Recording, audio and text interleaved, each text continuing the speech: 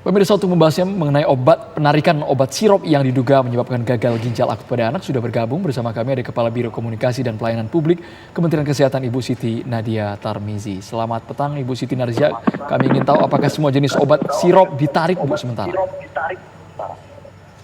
Ya, jadi mengenai obat sirup ini yang diminta oleh Kementerian Kesehatan adalah kita sementara ini tidak menggunakan dulu obat dalam bentuk kemasan cairan atau sirup jadi.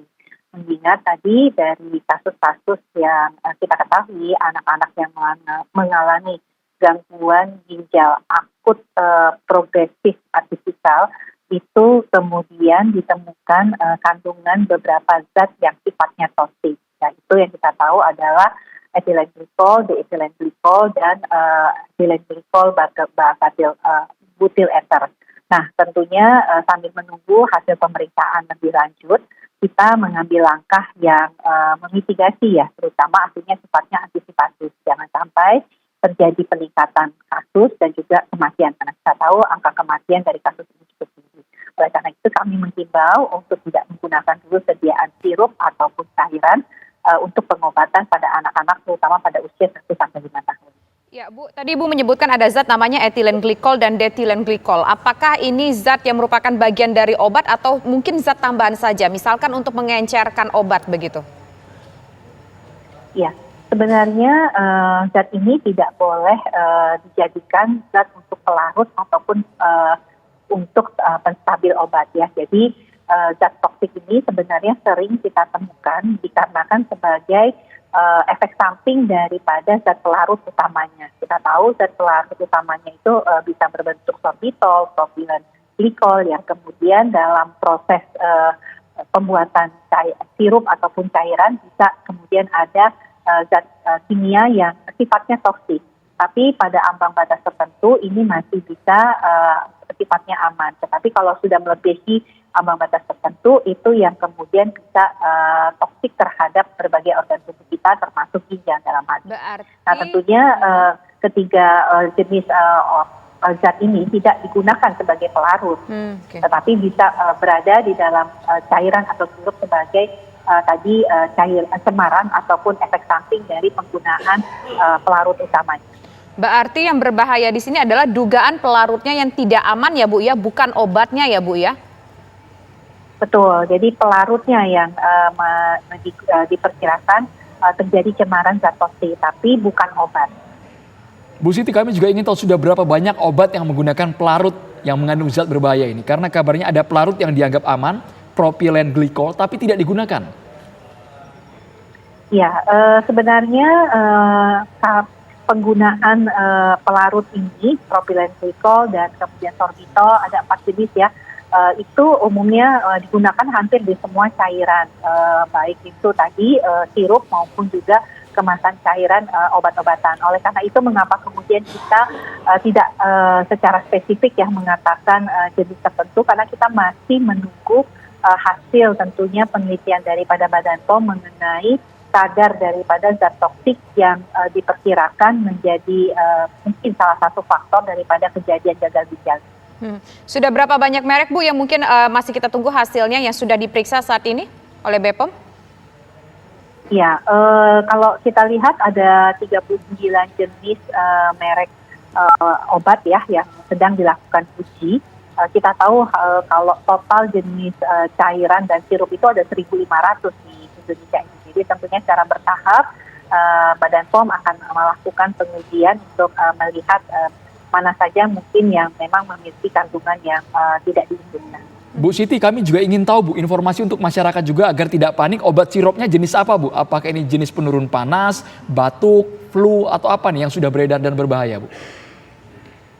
Ya, karena sampai saat ini masih dalam penelitian dari Badan POM ya, sehingga kami juga belum mengetahui jenis merek tertentu apa yang berpengaruh terhadap hal tersebut. Nah, untuk kewaspadaan, oleh karena itu kami meminta masyarakat, tenaga kesehatan dan apotek untuk sementara tidak menggunakan, tidak menjual ya ataupun mengobati anak yang sakit sendiri, apalagi kemudian membeli secara bebas obat-obatan yang dalam bentuk cairan ataupun sirup, sampai kemudian nanti kita dapatkan informasi yang lengkap khususnya dari kajian dan penelusuran Badan POM terkait jenis dan merek obat apa saja. Bu, sampai sejauh ini ada data tidak Bu, berapa banyak mungkin anak di Indonesia mengalami gagal ginjal ataupun permasalahan ginjal akut setelah mengkonsumsi obat-obat dengan pelarut bahan berbahaya, dugaan bahan berbahaya tadi?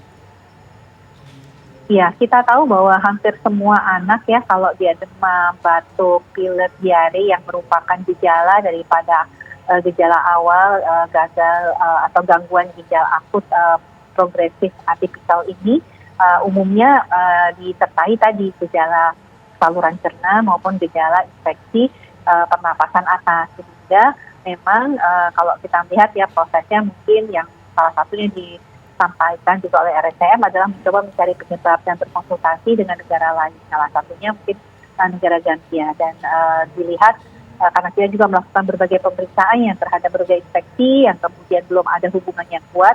Nah, kita mencoba juga melakukan pemeriksaan terhadap zat-zat toksik ya yang kemudian ditemukan di negara Gambia. Ini tentunya kalau kita lihat jenis dan mereknya ini masih sebagian besar dalam pemeriksaan dan saya rasa nanti kita tunggu saja hasilnya. Bu Siti, soal sampel Bu, kemarin ada pernyataan cukup mengejutkan bahwa 15 dari 18 sampel obat sirop yang beredar di tanah air itu mengandung zat pelarut yang berbahaya tadi. Apakah ini artinya 83% obat sirop kita mengandung zat beracun itu, Ibu Siti Nadia?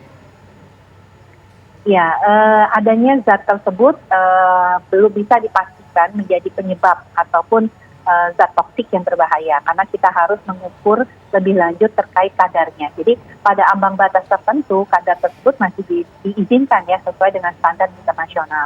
Dan ini tentunya terus dilakukan pengujian oleh Badan POM terkait kadar yang apakah memenuhi standar ataupun melebihi standar. Nah, kalaupun melebihi standar masih harus kita kaji lagi apakah betul ini menjadi faktor daripada gangguan ginjal akut progresif atipikal. Makanya memang sebagai bentuk kembali upaya kita mencegah dan lebih konservatif ya, untuk itu kita mendorong tidak menggunakan tadi cairan seperti tadi.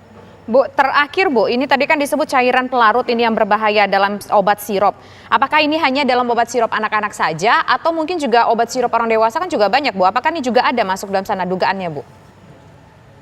Ya, sebenarnya hampir semua obat sirup menggunakan atau cairan ya menggunakan pelarut dengan jenis tadi sorbitol ataupun tadi propylen glycol ya yang kami sampaikan dan bisa menimbulkan tadi efek samping atau cemaran yang bisa mengandung ketiga jenis zat tadi. Jadi memang untuk sirup atau cairan ini bisa untuk yang digunakan anak maupun dewasa. Tapi karena kasus terbanyaknya adalah pada anak, tentunya kita mengutamakan ya untuk menunda penggunaan obat cair dan sirup ini pada anak. Tapi artinya penggunaan pelarut ini bisa ditemukan pada obat yang digunakan pada orang dewasa dan pada anak-anak. Langkah dari Kemenkes singkat saja Bu, apakah ini bentuk larangannya akan di stop semuanya peredarannya, baik itu di retail, di apotek, di rumah sakit atau bagaimana Bu? Ya, untuk melakukan penarikan peredaran obat ini tentunya kewenangan dari Badan POM ya. Kementerian Kesehatan adalah bertugas untuk menjaga jangan sampai terjadi penambahan kasus bahkan kemudian penambahan kasus kematian pada anak-anak kita. Oleh karena itu kita memohon untuk orang tua waspada dan menghentikan sementara sampai ada informasi lebih lanjut. Baik, terima kasih Kabiro Komunikasi dan Pelayanan Publik Kemenkes Ibu Dr. Siti Nadia Tarmizi sudah bergabung bersama kami. Selamat petang Ibu. Selamat petang.